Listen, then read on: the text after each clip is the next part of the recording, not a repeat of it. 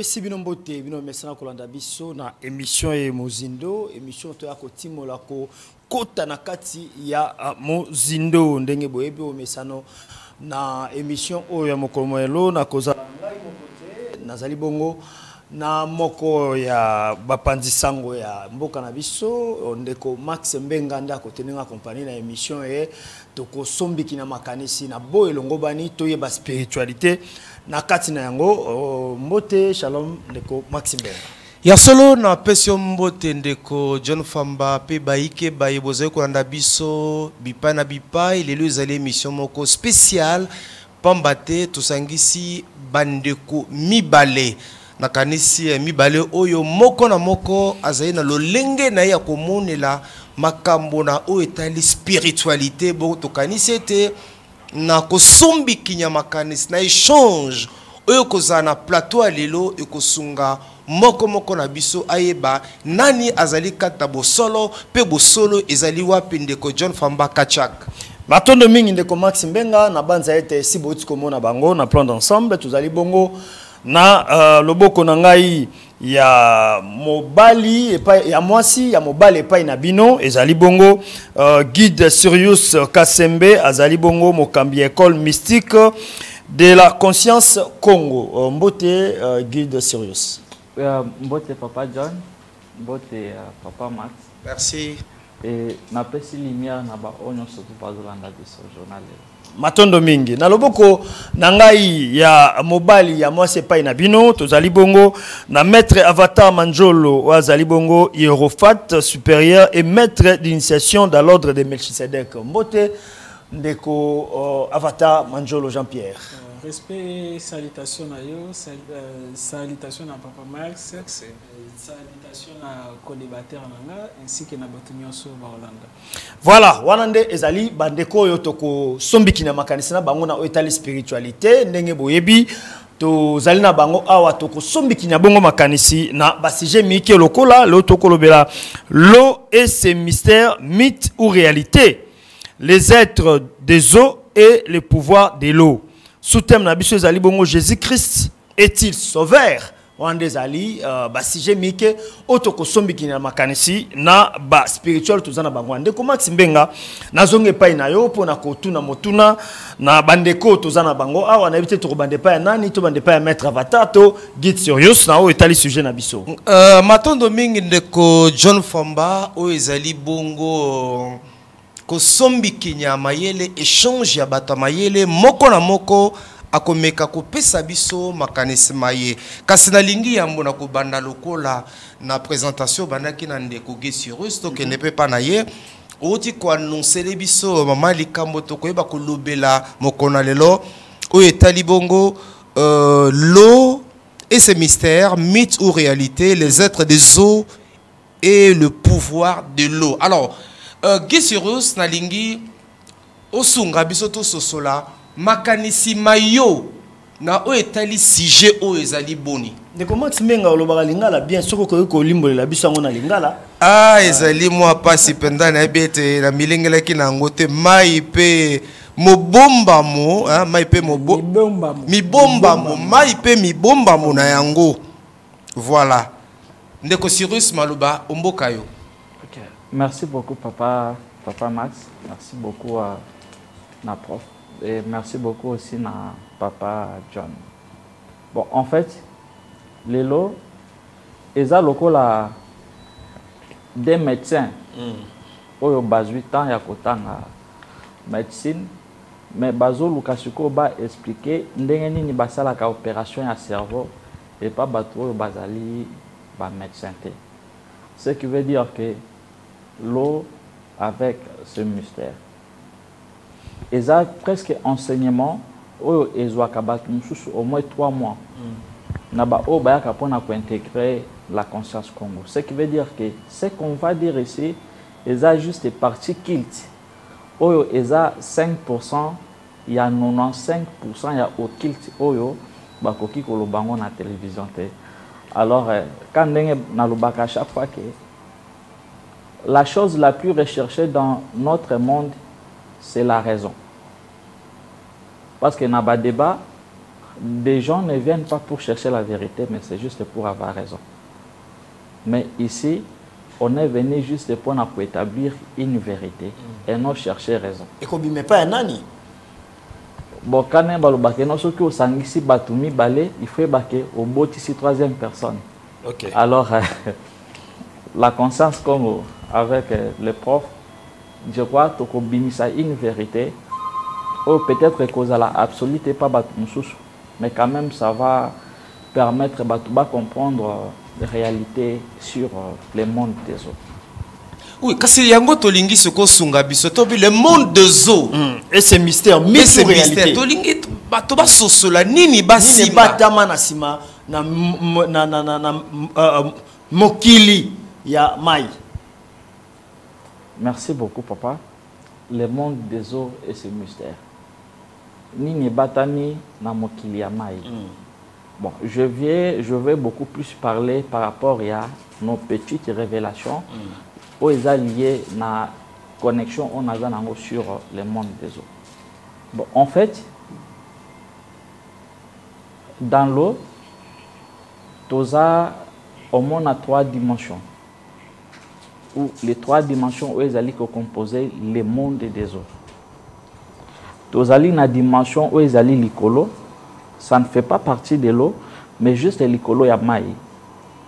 Tozali na dimension oyo ezali na kati ya mai oyo eza beaucoup plus habité na ba créature ya mai toza na dimension oyo biso na bango toza séparé na couche ya mai, ce qui veut dire que ba oyo tozali séparé na bango na couche ya mai bazali otokoki peut-être koloba na terme courant de sirène, tu vois. Bon, je vais préférer to utiliser ba terme moko bakoki comprendre plus facilement. Alors, oyo biso na bango couche na mai ezo séparé biso bango ne mututokoki ko benga que ce sont des sirènes, mais en réalité bango nyon sauté baza ba sirène baza pe ko composer monde na bango oyo à travers le mission ezali subdivisé na 5 dimensions oyo eza aussi subdivisé dans plusieurs royaumes. Maintenant oyo bavandaka na kati ya mai ce sont juste des créatures des eaux, bambisi, donc tout banyama oyo surtout bazalaki créé na katikati ya mai. Oyo bazali likolo ya mai, ce ne sont pas des créatures des eaux, ce ne sont pas aussi des êtres des eaux, ce sont juste des âmes. Des âmes, ce qui veut dire que batu oyo beaucoup plus bazalaki sacrifié na baloge pour na pouvoir magique. Ces gens-là forment un monde na bango auto bengaka beaucoup plus que monde ya ba mundele. Beaucoup plus ce sont des âmes humaines oyo bazala qui sacrifié na ba pouvoir moko boyewa na quelconque. Ces âmes-là bakendaka na maite occupaka monde ya ba mundele oyo ezalaka likolo ya mai. Maintenant bango bazalaka beaucoup plus sous forme neti biso ba africain oyo biso bazaka na forme ya bandundu. Wana ezako faire comparatif ya bandundu yango je ne veux pas trop entrer dans l'histoire parce que bato ebele ba comprendre kate origine même ya mon mundele ba comprendre que non mundele ezaka kabila non nos ancêtres tels qu'ils étaient des initiés tant ba moni ba mindele baye ils ont compris que non peut-être ekoki kozala ces êtres là parce que au-dessus des eaux ils ont une dimension moko. Dimension wana ezali rempli na ba âme ya batu oyo bazalaka sacrifier peut-être pour nambongo, raison pour laquelle au komona que à certaines entreprises oyo bakol entreprise wana ce sont des hommes spirituels pour ne pas trop gaspiller mbongo na kofutaka peut-être ba travailleurs bakendaka ko signer peut-être ba contrat au mona que sur 100% ya ba travailleurs au bazana kati entreprise wana peut-être 10% ce ne sont que des humains mais 90% eza ba amwana oyo bayaka chaque jour ko salela musala mafuta ka bango eloko te. Donc je peux juste me limiter là. On va Très bien. Merci beaucoup Getsurius Toyoki introduction na ye na o Italie l'eau et ses mystères. Alors tokepa Maître Jean-Pierre Manjolo alias Avatar. Pesabiso makanisi na yo na o Italie l'eau et ses mystères, mythe ou réalité? D'abord merci pour le deuxième débat. La première des choses, durant leur débat, nakolukana lobo ngai alors na yebi mais na se souvenir renazaka avocat tozaka na master moboye tozaka na très bien nde yokazu yekomi makamba ko défendre tozaki liso ba master te donc lelo ndeko nanga leki nanga olimbisanga mais nde na ko contribuer na eloko a wuti oloba donc nazano na problème te particulièrement c'est le loko na osenga koza mettre to pe guide des ali bien mais esengelo za na matière vous savez yo zelo wa koko nanga parce que fils de l'homme à l'école na école nanga azala parmi ba secrétaire nanga komona ke yo senga débat alors première fois deuxième fois alors esengeli ozana ba argument esengeli osala ba recherche à la fois scientifique à la fois spirituelle parce que tant ozalo leka na TV ozalo lo ba makambo bato bazolanda yeza pe na ba connaisseur ndundu auta na maite ndundu azali sirène te mundela azali sirène te ndundu azali juste défaut ya mélanine alors nako expliquer nini le kana mai tozana microcosme tozana macrocosme macrocosme est un mot grec qui veut dire grand univers yonso to monaka microcosme est ici petit univers ce qui tolingo y expliquer mai esengeli ko banana nuko y expliquer moi na petit univers yangwana Socrate na ba initié égyptien yebele baloba connais-toi toi-même et tu connaîtras l'univers pe yoko yeba nzambe yoko comprendre nzambe alors na kati ya nzota mutu yeza na mai mais libanda nzota mutu pe yeza na mai nini yezaka na kati ya nzota mutu nini yezaka libanda ya nzota mutu na kati ya nzota mutu yokazo leli eza mai otoki yeza mai okeyo sala urine yeza mai mutu azali constitué na 5 éléments donc 4 éléments 4 wana ezalaka géré na 5e élément babengi la quintessence toza na mai toza na mupepe toza na mabele toza na moto toza na 5e oyo babengi la quintessence to pe l'éther éther mutu ezali o canaliser tous les 4 éléments comme stage na biso ezali ya mai esengeli yo yebake nyonso ezali ya sentiment santé soki santé no ezali na problème donc élément o na yo mutu yekomi déséquilibré soki diable alingi attaquer to pe un magicien noir alingi attaquer yo esengeli a toucher juste élément na yo vibratoire o yo alingi abebisa soki alors alingi attaquer finance na yo ako attaquer terre soki alingi attaquer intelligence na yo concentration na yo inspiration na yo lokola révérend alors guide zala un problème il y a élément air ce qu'alors linga y attaquer il y a inspiration na yo à quoi attaquer élément air parce que élément air mutejiraka concentration et inspiration mais ceux qui balingo y attaquer autorité oye bien la classe yeza monsieur mususu azali mukuse mais à cause na classe bana nyeso babangi mais yeza mususu susu azali mulai mbinga paquet mais à côté mutazalo respecter été nini sala rakeno ba respecter mutu ezali élément fait nini sala rakeno santa mutu ezwa ya leur problème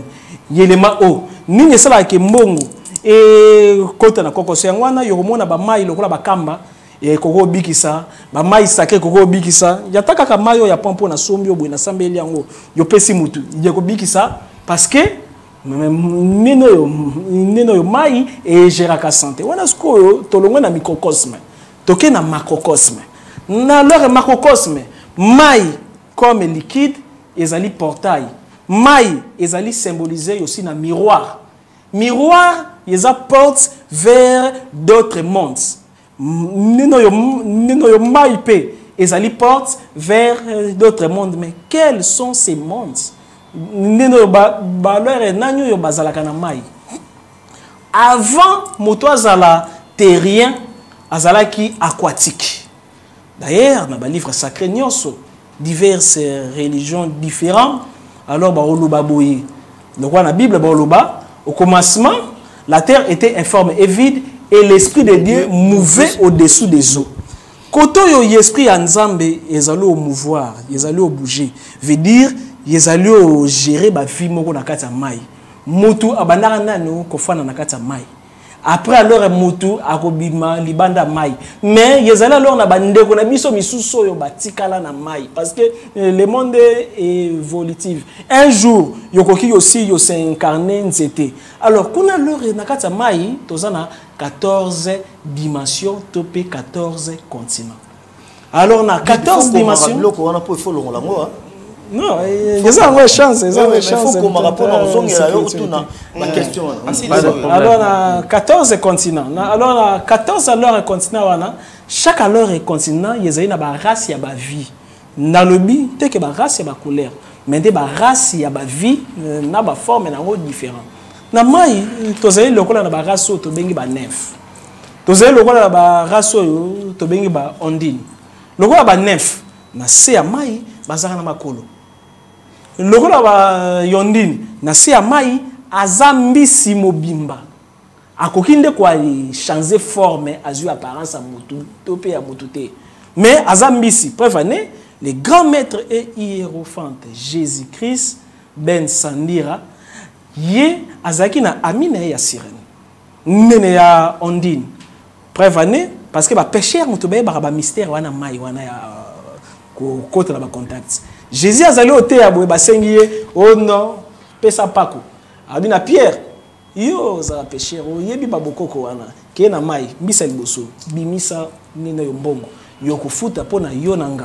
Ezalaki mbisi simple te. Ezalaki ba alors on dit, ezali ce qu'on a ba race belé, lokola ba nano yo neide. Nasi a mai bazali na ba lopele mais bit na bango ezanini nini sikoyo e salaki ke misusu ba koma classé lokola lore bazali alors mabe. Premièrement, toza na sirène par fonction, toza pe na sirène par nature. Sirène par nature ezali o nzamba sala ba être wana nzamba sala bazali ata ba sans race. Mais ne bazali différent bazali vivre dans le royaume alors est différent. Mais il y a qu'est-ce qu'on a guerre moko bima likolo pour na likolo ezalaki na mine belé à guerre rebelle. Il y a na guerre moko bima likolo ba bengana ki Léviathan.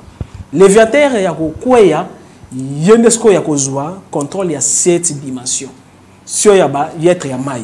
Ya ko convaincre bango que non nazana haine ya envers ba humain. Nous avons besoin de énergie vitale na bango. Comme alors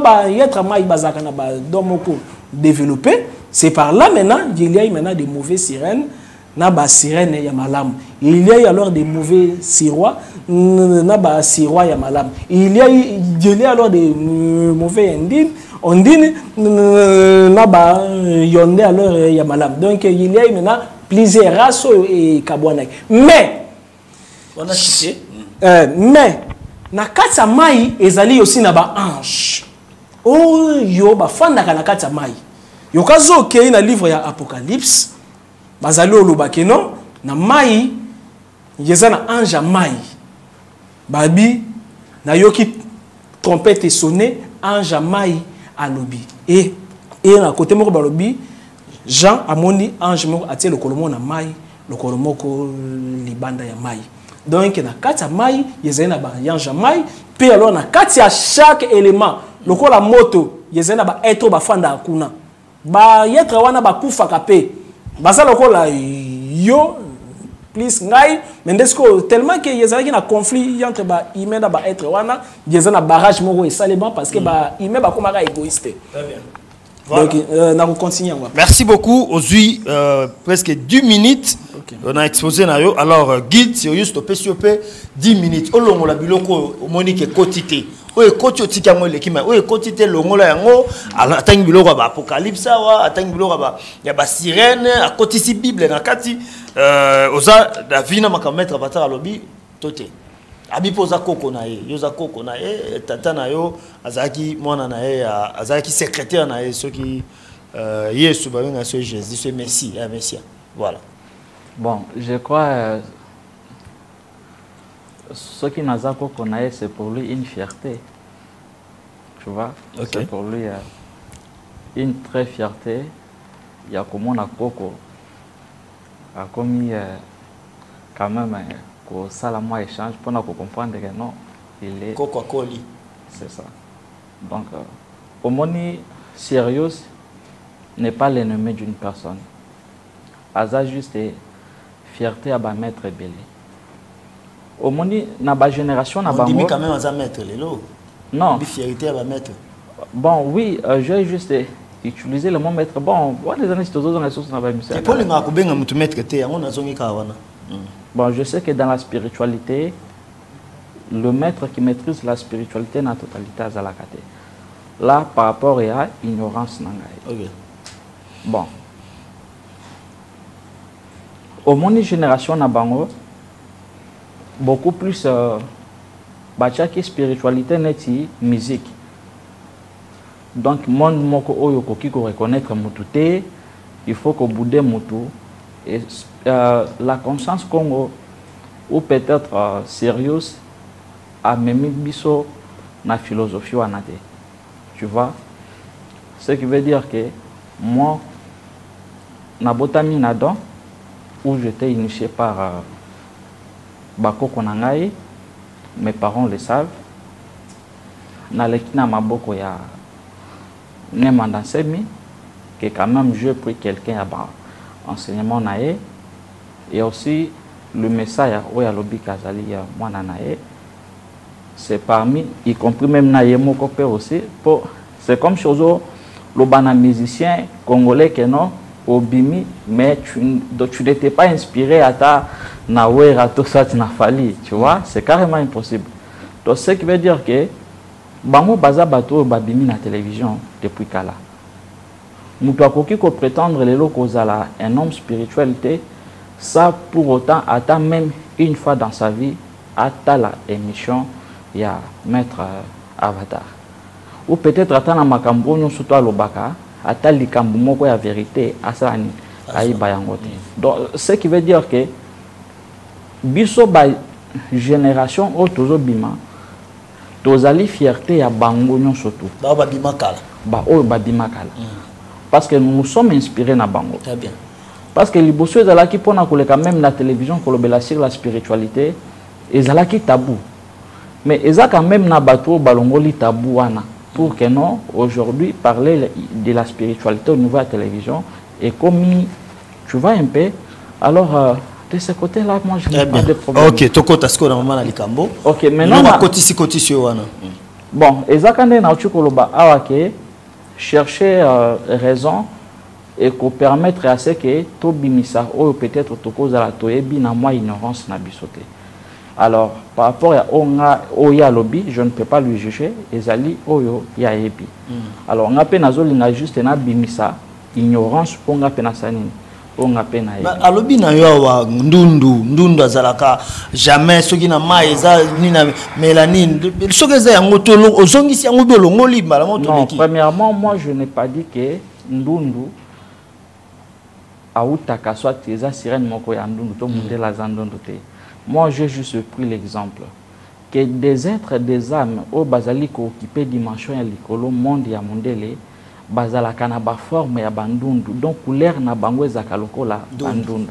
Mais je ne pas dit que ndundu na biso ya mabele azali soki sirène. Non, je ne sais pas si peut-être il m'avait mal compris. Toi avancer. M'a rectifié de ce côté-là. Bon, par rapport à ma petite ignorance, au début, il n'y avait que l'homme. Ce qui veut dire que c'est l'homme Mutuazala qui est créé par des créateurs. Et c'est l'homme qui vivait au centre de toutes choses. Maintenant, l'homme était entouré naba ou la nature en quelque sorte. Donc, il n'y avait que l'homme qui au centre de toutes choses et tout autour de l'homme il n'y avait que les élémentaux. Les élémentaux, ce sont des intelligences où ils permettre à ce que nature et salani, nature et zala.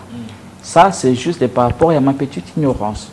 Ce qui veut dire que quand on voit l'eau, il faut savoir très bien que non, ils ont une intelligence moko. Je peux au moins les élémentaux en fait, ce ne sont pas des êtres du genre, non, ce sont des intelligences, mais na état et inconscience. Que ce ne sont pas des êtres du genre Batouboye. Au moins, tout ça, peut-être, il y a téléphone. Que 0, 10, bar, boye, boye. Au moins, ce sont des systèmes où ils allaient faire exister nature, en fait. Donc, il y a les élémentaux de l'air, il y a les élémentaux du feu, il y a les élémentaux de la terre et il y a les élémentaux de l'eau. Maintenant, ici, on va beaucoup plus parler sur l'eau. Au moins, tous ces êtres que nous parlons de sirènes, par rapport à ma petite ignorance,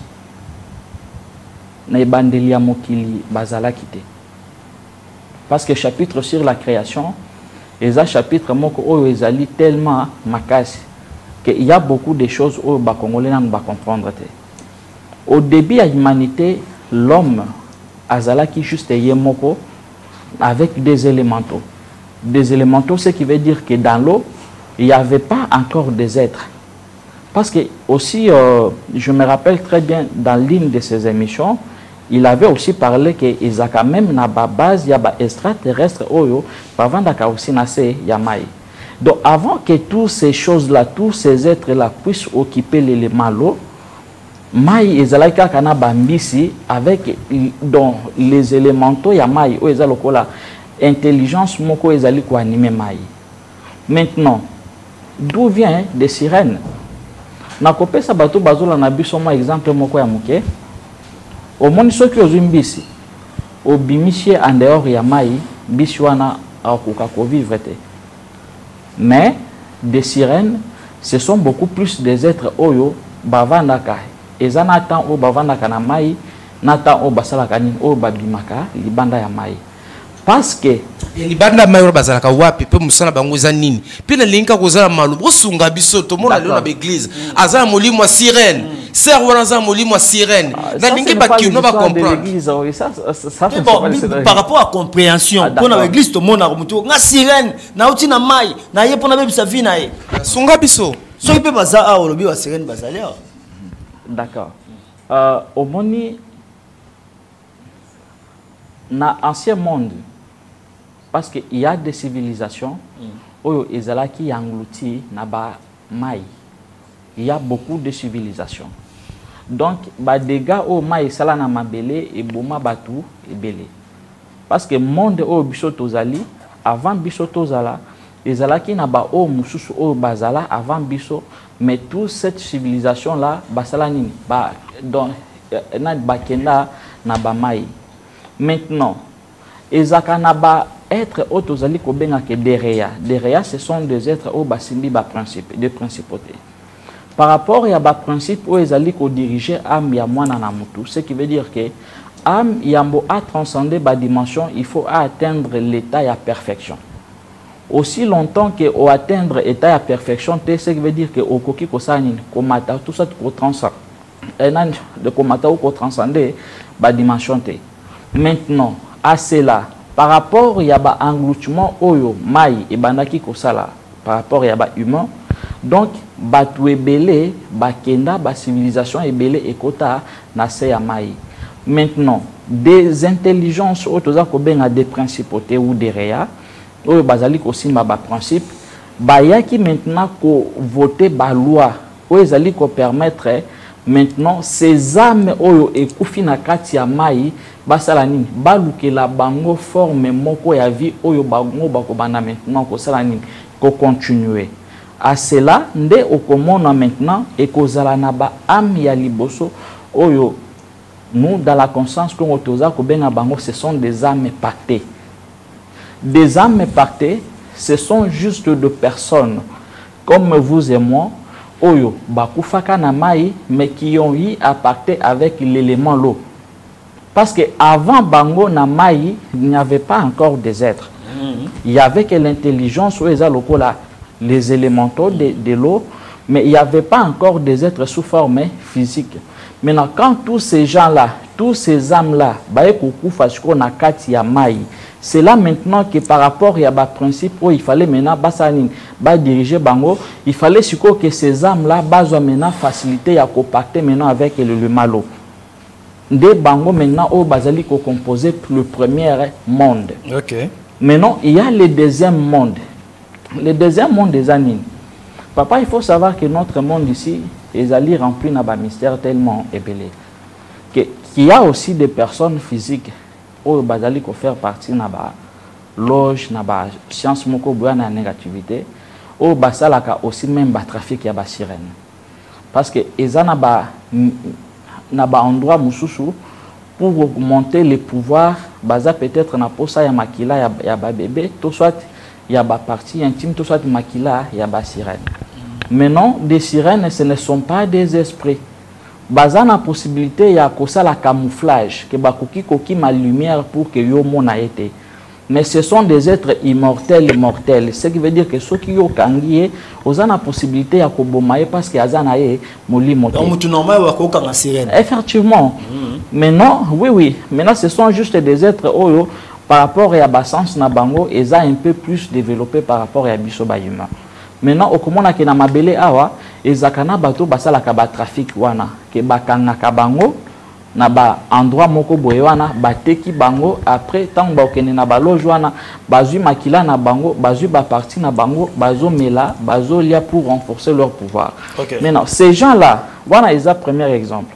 Et ça aussi un deuxième exemple to vanda kana batu moko parce que dans la spiritualité batang saka mutu respect envers l'autre et respect envers la nature. Ce qui veut dire qu'il faut respecter l'autre parce que l'autre c'est Dieu, l'autre c'est la nature et il faut aussi respecter la nature. Parce que ezana batu mususu oyo ba respecta ka nature te. Que respect envers nature ezate. Maintenant, ces gens-là de le vivant ba amna bango ekomaka maudit. Bango ne mutoko mona soki aussi sivino na mabele jour okokufa okoma pacté te.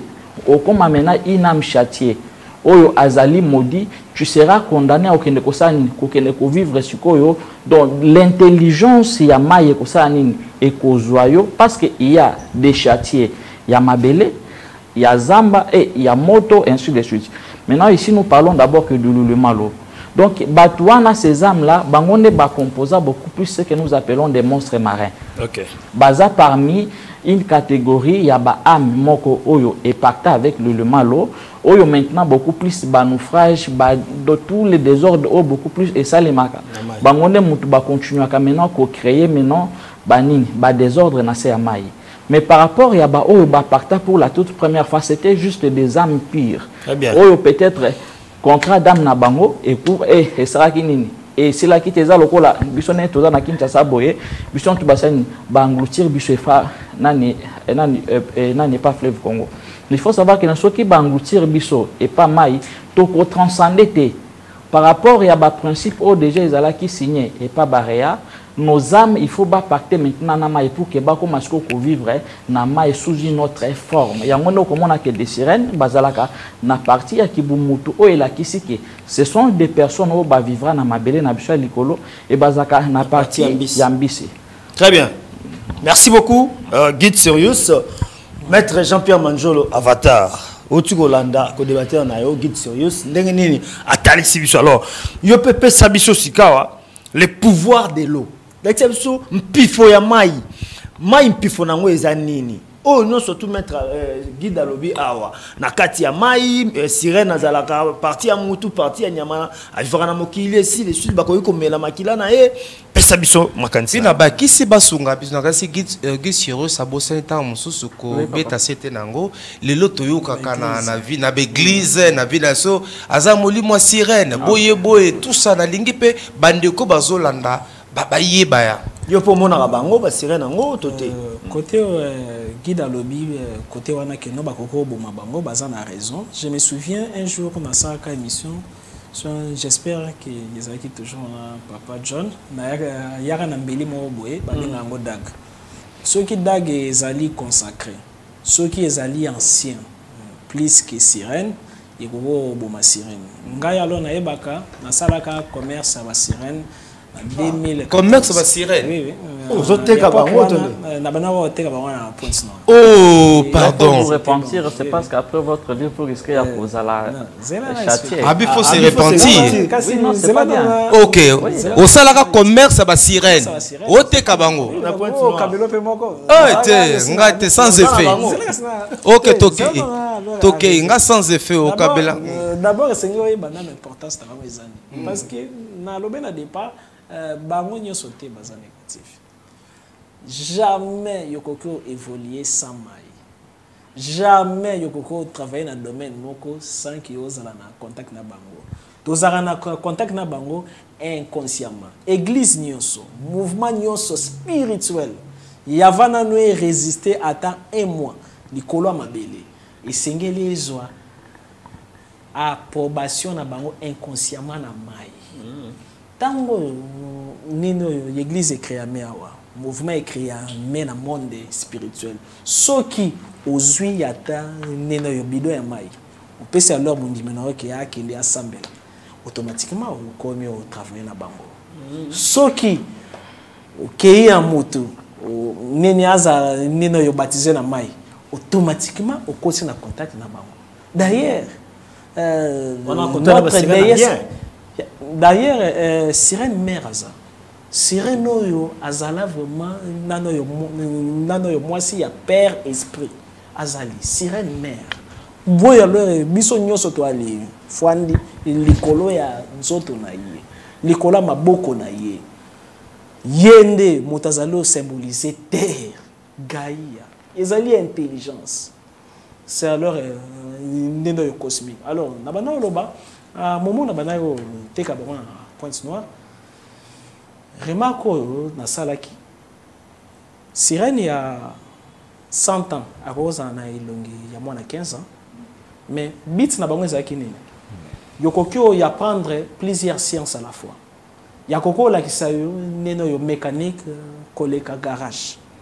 Yakokyo la kisayo informatique koleka informaticien ba centre wana nyoso. Yakoko la kisayo spiritualité koleka nyoso wana. Sikolo wa dormindele ba sala bango pour na ba les faciliter bango na ba invention. Pourquoi? Parce que bazala na terre yo ya avant biso. Terre yo kala yezaki na plusieurs continents. Et les cas qui y a 12. Tozaki na continent moko ba bengi continent Atlantide. Tozaki na continent mo. Tozaki na ba Lemurie. Plusieurs continents wana ezinda. Ezinda ka cause nini? Parce que ba contrôler la technologie na bango te. Alors comme bango baza ba ancien. Ya koki o yede bino na terme ya technologie, mende ba sirène na mabende nini yokoko coucher na ye. Mende ya malamu yokoko coucher na yete. Jésus même azalaki na sirène na ye. Oh. Bon nino yo. C'est que yoka Jésus na sirène. Yoka. Yeso tika ko betali solo moi si te ni ko la moi si. Oh. Bon alors Marie Madeleine zaki alors moi sana.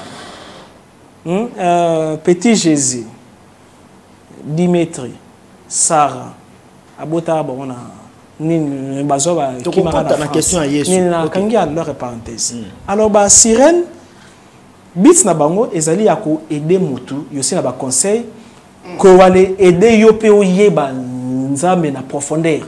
Chaque alors religion, yekoko za la libanda ya nenyo a wala na terre alors te ceux qui basent na esprit na bango na maïté.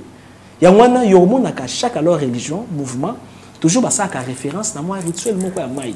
Yokazu basa li référence na neno yo maïté couleur vibratoire à maï za pembe. To moni les guides Sirius. Allah tie la ma pembe peut-être yebité la kisini. Pembe yaza na vibration na ligne. Pembe elakisi purification na terme moko bref mais na fond nango yezali o vibrer na ligne ezali o vibrer na mai yezali na roi na bango komo na nixa yazali na ba petit na ye azali na ba clan na ye bazali na ba royaume bango nyoso bazalaka négative te ya pas wana sirène par fonction neti ya ba église net opposé na question église. Sirène ou ezali ya mabe, ezali sirène par fonction. Sirène par neno fonction, ezali ngai nazandoki, na bomaka bato na ba grade ya kindoki soko zali alors moi si parce que dans le monde spirituel moi si azalaka na prédominance azalaka supérieur meno global alors ceux qui ozali ndoki yo komi na degré élevé ba kopesa yo titre honorifique ya sirène yo komi sirène alors neno yo par là yo koki posséder moto okoko sala moto ya alors mabe tandis que le Saint-Esprit pour alors toi aller ensemble la le Saint-Esprit a vibraka trop na mai azalaka na mai azali être aquatique et c'est pourquoi yomoni kaka tangu Jésus a kozwa baptême ezali na moma wana na mai voix ekoganga balobi nini bayoki voix likolo egangi celui-ci est mon fils bien-aimé moi leur fils tandis que likolo toza pe na mai parce que en soi biso nyonso tozala na mai mais yeza na mai visible na mai invisible mai invisible oyo alors tobengango éther yango oyo ezali contenir oxygène yango oyo biso nyonso tozali vivre nano na globe na biso déjà lors to aller na jara na mai ce qui alors mwana azali na kati ya libuma mama na ye ako vivre pendant 9 mois bon comme on a ça 6 mois 6 mois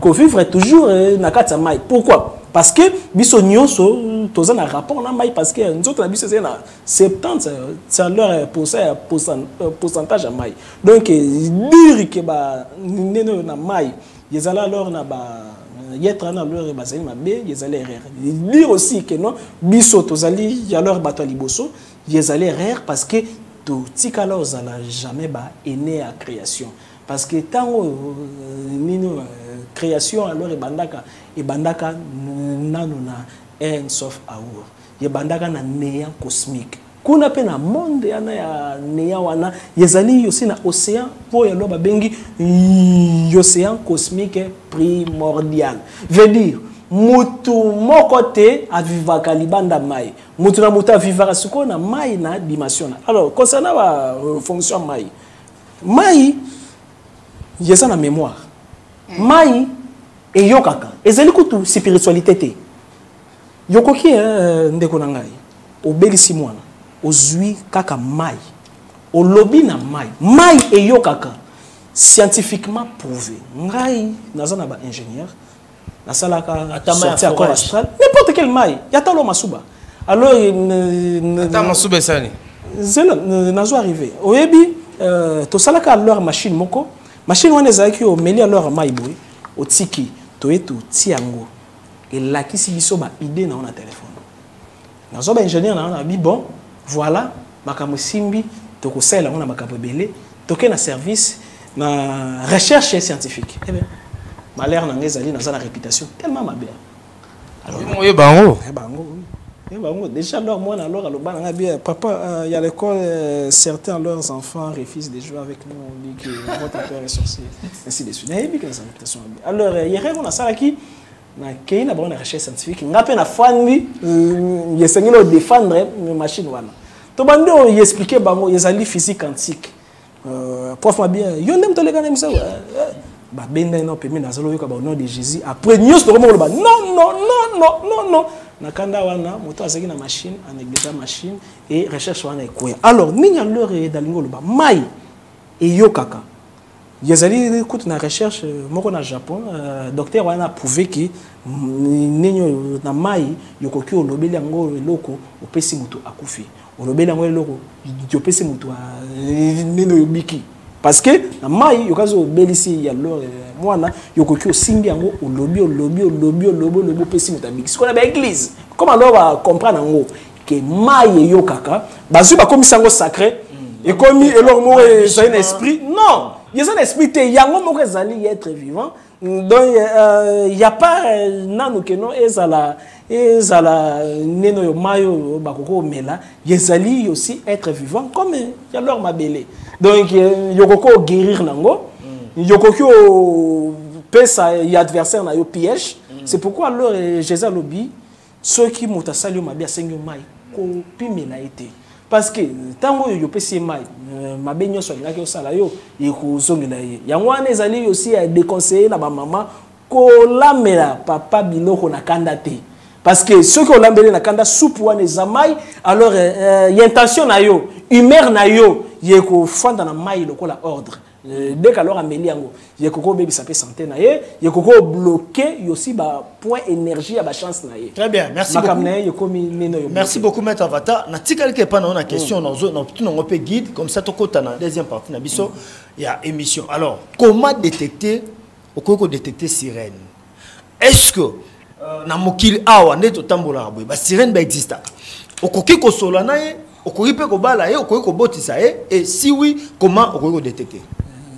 Nga alors nazala na amia sirène nando moi sinanga yebi aux amia sirène nazalaka na ye mais pour l'instant tout ça sont en contact ça fait déjà 6 ans mais na ko contacter il y a leur émission à vivre normal aliaka bilo toliaka sirène posonaye ezaka na température basse posonaye ezali ya leur malini parce que na baka to salaka espérance wana na Patrick Ngemandon pour na ngai alors na spiritualité nazaka ouvert yo kazu esingeli aussi expérience mo bo to kende c'est l'expérience na moni alors to kenana na Patrick Ngemandon na niveau ya Pointe Noire alors to komi na pembe na mai parce que ngai nazaki na besoin de comprendre ba sirène ye azaki na maîtrise nango plus que Patrick Ngemandon na kufa azaki alors gabonais azaki expert par psychologie tant comme kuna a réciter kaka leur phrase mo boye yezali code paf mai et banda otoka et ça lui on dirait neno yo moni vague ça lui vague mais vague ngo essayer stopper portail fumami tout suite au côté pourquoi tu wapi toi les côté na portail mai yo kanano tout suite au côté na portail wana to se retrouver dans ce mai maintenant ça mai mo ezali mai te tout le monde va ville en cristal tout le monde nyonso clair et si manango albino toke na réception à Palais Royal pour na o solana moto azali chef à moi sinanga parce que yepé azalaki na sirène na to suite toke albino nazala besoin na solana bino parce que nazali curieux à koyeba c'est là où alors na comprendre que no ba sirène bazali satanique d'ailleurs pas satanique bon moli moi sirène bima Théo wana zali ignorance à ba pasteur de ce que bato belle la paix moli moi sirène mais yo kansaka Saint-Esprit a utawa symbole la Saint-Esprit za mai moto huile tandis que mai moto huile pigeon nyonso ane ezali lié na ba être mai ezali moko ya ba forme oyo et symbolise bango. Merci beaucoup. Guide Sirius, Tozongelio, même Motuna, comment détecter sirène et comment alors détecter? Peut-être nous répondre après guide. D'accord. Ok. Bon, maintenant. Comment peut y contact? En contact. Bon, étant quand même bateau Bazali n'a pas eu parce que na ba degré à initiation, il y a aussi l'initiation mentale.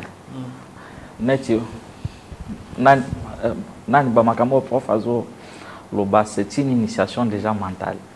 Donc, même dans bateau, ils sont déjà initiés indirectement, mais sur le plan mental. Non, mais bon, je ne sais pas si peut-être mon initiation mais dans la spiritualité, très bien que non, il y a des choses où on peut dire ça dans le sens public. Et il y a des choses où ils allaient réserver dans la catégorie, il y a bâtiment comme donc on ne peut pas tout dire à la télé en fait. Bon, et ça par rapport à Nandé Nazolingana, mais qu'à contredire en fait, l'homme, parce qu'il y a la création... Contredire. Bon, je dis contredire parce que nul ne détient la vérité absolue. Oui, maintenant, les Cambonga Nebi, ils ont juste mouqué par rapport à la réalité. Maintenant, il y a la création de l'être. Il y a un baki na bino awakeno mutu abandaki ko vivre yemoko na kati ya nature. Mais par rapport il y a ba loi, il y a ba principe, il fallait que l'homme soit le maître de la nature. Ce qui veut dire que il fallait représentation ya mutu ezala dans tous les 4 ou les 5 éléments où ezali ko composé nature.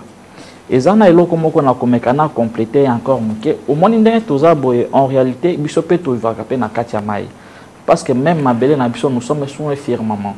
Le bleu que vous voyez au ciel est l'eau la terre en fait, mais c'est l'océan cosmique. Donc parce que de sirène toujours le belanazo il a juste à faire comprendre na batuke. De la même manière, ceux qui sont dans l'univers, pour que baya ko atteindre dimension na biso, il faut ba le caper na océan wana. De la même manière, pe biso batu o toza na mabele pour que to kende na dimension na bango, il faut pe to leka couche ya mai. Donc mai eza lokola portail o ekoki ko memayo na monde mosusu. Mais par rapport à un principe qui est établi par rapport à l'homme, parce que nous sommes la quintessence. Donc nous sommes le maître de la nature. Donc ce qui veut dire que ce qui est là qui n'a il fallait exister, c'était l'homme, parce que l'homme représente la nature dans le sens moko parfait. Parce que des sirènes ne pouvaient pas exister avant nous, non. Bango baza ko vibrer juste un élément moko qui est le malo. Mais biso tozali ensemble de ces 5 éléments, ce qui fait de nous le maître de la nature. Alors je vous avais parlé ici des êtres que nous on appelle des réas, qui sont des maîtres au basalico, des êtres au basalico détenir principe. Il fallait maintenant que l'homme dirige la nature. Ce qui veut dire que représentation ya mutu, il fallait ezala nanini na katia nature. Yango okomona très bien que non. La représentation de l'homme ezali au niveau de l'air, au niveau de la terre, au niveau du feu et au niveau aussi de l'eau. Maintenant, je vous avais parlé ici des êtres par rapport à l'engloutissement, ces âmes-là ont pacté avec l'élément l'eau. Maintenant, ces êtres-là, bango babotaka. Maintenant, le problème avec des sirènes, ceux qui aboti babotaka moi na mobilité. C'est toujours les femmes. Dès au comment maintenant que deuxième race ou troisième race oyo ekobima entre des âmes pactées et des âmes pactées, bangone mutushiko bakoya kobimisa maintenant des âmes originelles otokoki kolobakeno des vraies sirènes des eaux oyo bazali na appartenance mon côté na mokili na biso pe babimaka na mabelete. Et en plus de cela, ce sont des êtres stériles. Donc bango babo takate. Parce qu'il faut savoir très bien que non, dans la catégorie, exemple, il y a moi bon, je ne sais pas, mais si c'est moi, ce n'est pas parce que c'est difficile de vivre avec une sirène sans pour autant coucher. Maintenant, bon, par rapport à moi, ça c'est ma vie personnelle, je ne peux pas le dire à la télé. Il faut que tu expérience. Non, ici je ne fais qu'étaler ma petite ignorance, mais ce n'est pas pour étaler ma vie privée. Ah, ok. Alors, maintenant, la plupart, parce qu'au niveau de Maï, bazalaka autorisé à koya na mokili na biso beaucoup plus, ce sont des princesses. Pourquoi? Pour maintenir équilibre par rapport à la royauté na bango, certaines filles au bazali du sang royal bazalaka obligé ba matana dimension na biso parce que pour que sirène abota mwana il faut sirène wana aya na mokili na biso aya kosani aya kobimana mobali azwa semence wana amemi yango kuna ndasani aboti mwana ya mobali. Mais soki sirène ya mwasi nani ya mobali soki baboti c'est toujours les femmes. Yango okomona très bien que non toza na catégorie il y a 4e race où ezali ba humanoïdes. Donc des hybrides plutôt. Des hybrides ezali bana oyo babotami entre ndenge ya kendaki na mai wana bazui peut-être sirène et que babimina ye. Il faut savoir très bien que non soki na mokili na biso awa azana mwana te, ce qui veut dire que kuna pe mwana na peut-être à cause de la nini azali. Maintenant ba composaka pe race moko. Parce que sirène na sirène bakoki kobota mobilité. Maintenant, toza aussi la dernière race parce que je vous avais ici parlé na race yaba châtier. Bon, mais qui comprendre parce que je l'avais peut-être mal compris. Nandenga loba que nous abandaki ko ça la commerce yaba sirène.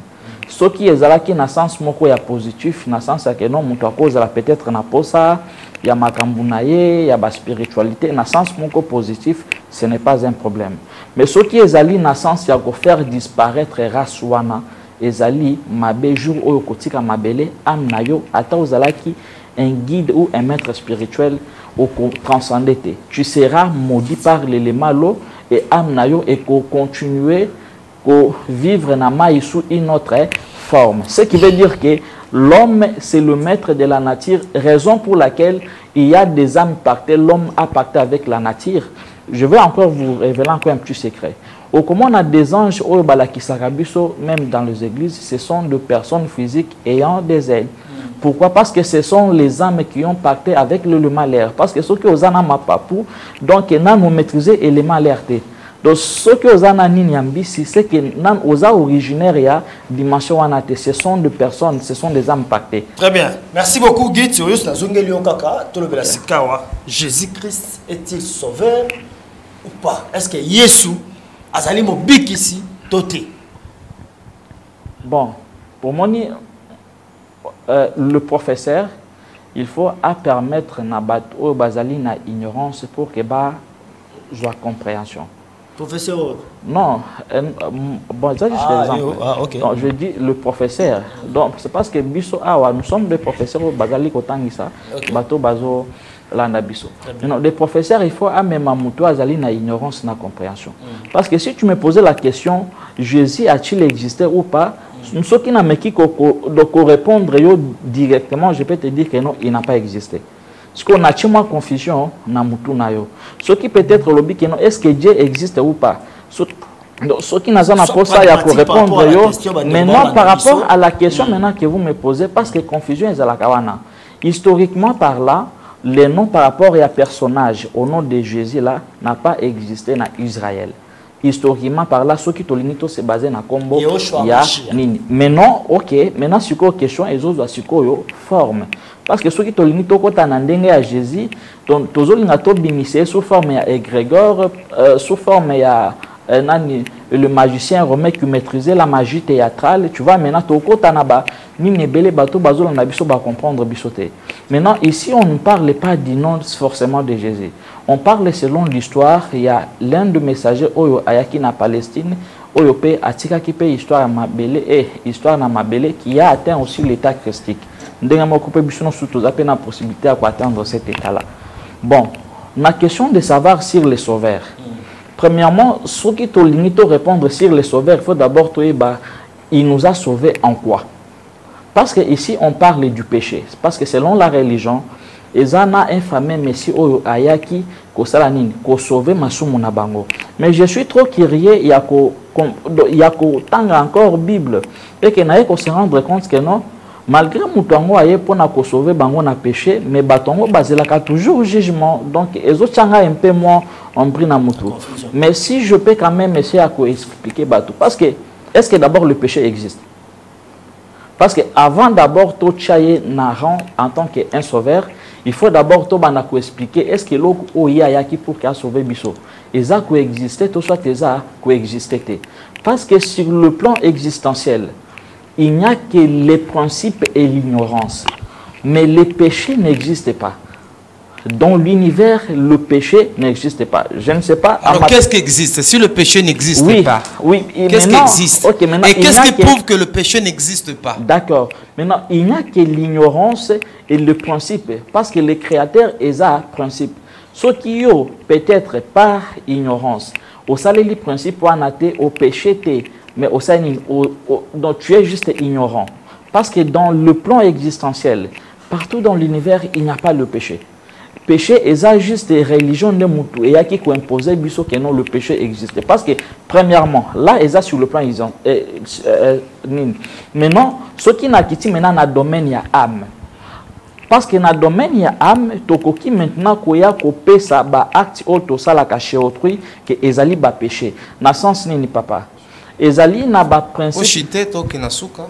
Ok, vraiment, le bon, parce que 5 minutes de l'été. En tout cas, 9 minutes d'émission ici là. Vous devez chiter. Non, il faut le chiter sur le péché. Maintenant, sur le plan de l'âme, on a l'âme, on a le corps astral, on a les corps émotionnels. Parce que, Batebele se rendre compte, on parle que Jésus est venu sauver nos âmes et non nos esprits. En réalité, dans l'homme, ce n'est pas l'âme, mais c'est l'esprit. Parce que l'âme n'est que le corps émotionnel. Le corps émotionnel, bon, namoni. T'es au chité, non, chité.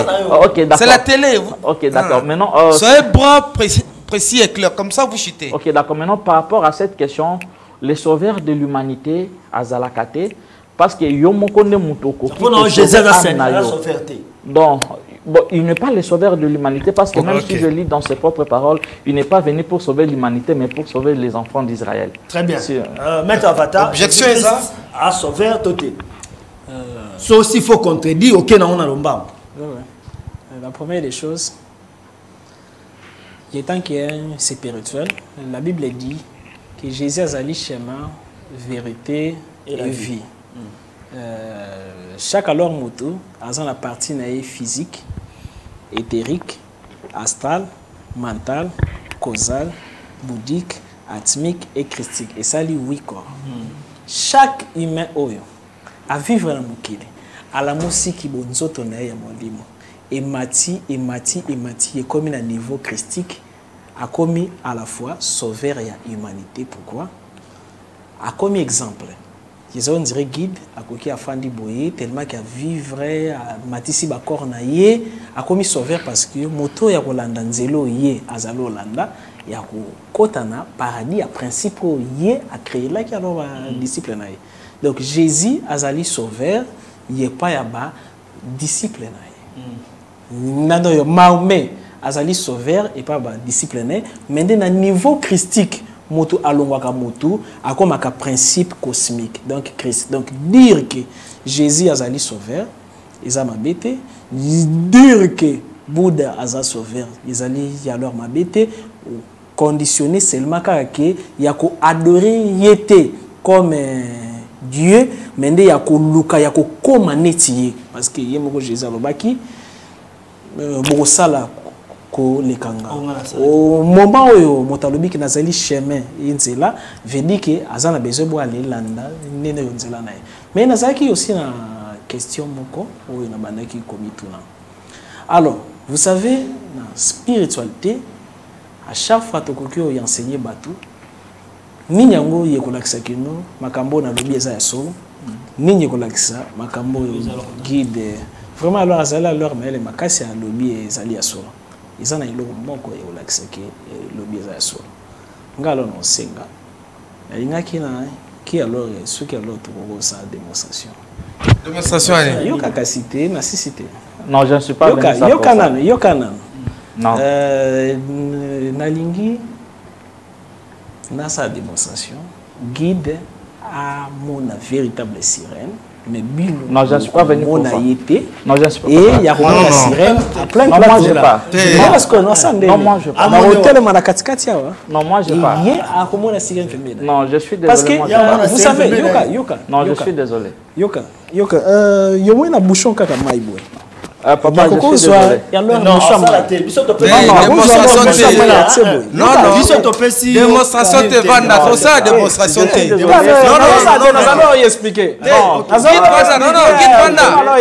Guide vanda, démonstration ça te vanda. Non. Ah ouais, ça doit jeter. Guide vanda, il n'y a pas de démonstration. La spiritualité. Démonstration exacte. Non. Ce n'est pas une émission pour défendre ta main. Tu vois, ce n'est pas une Assis-toi. Non, assis-toi. on n'est pas venu pour faire des magie. Non, il n'y a pas de démonstration ici. Il n'y a pas de démonstration. Non, mettez-vous. Il n'y a pas de démonstration. Non, mettez-vous. Non, mettez-vous. Non, mettez-vous. Non, mettez-vous. Non.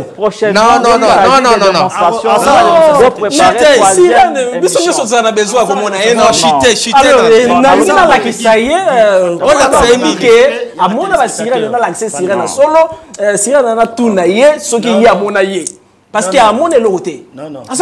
Non, mais ton sabot, continuez l'émission prochainement. L'État, s'il vous plaît, s'il vous plaît. Non. Continuez l'émission. On prépare une troisième émission. Voilà, alors je crois que pour aujourd'hui. Il y a une capacité. Il y a une sirène, il y a un monde à Simawa. Non, ce n'est pas ça. Moi, je ne suis pas venu. Non. Moi, je ne suis pas venu pour convaincre. Je vous regarde. Non, la première On a récupéré parole. On a récupéré pas, s'il vous plaît. On a récupéré parole. Donc moi je suis pas venu. On a récupéré parole. On a canissé que pour aujourd'hui, on s'arrête là. John, s'il vous plaît. Pour aujourd'hui, moi je fais ceci. Je vous retire la parole. Je vous retire la parole, frère. Je vous retire la parole. Préparer une émission. Vous allez venir pour la je vous retire la parole. Pour aujourd'hui, on s'arrête là. On s'arrête là pour aujourd'hui. Toku Talambalasima. Merci beaucoup. Ça va.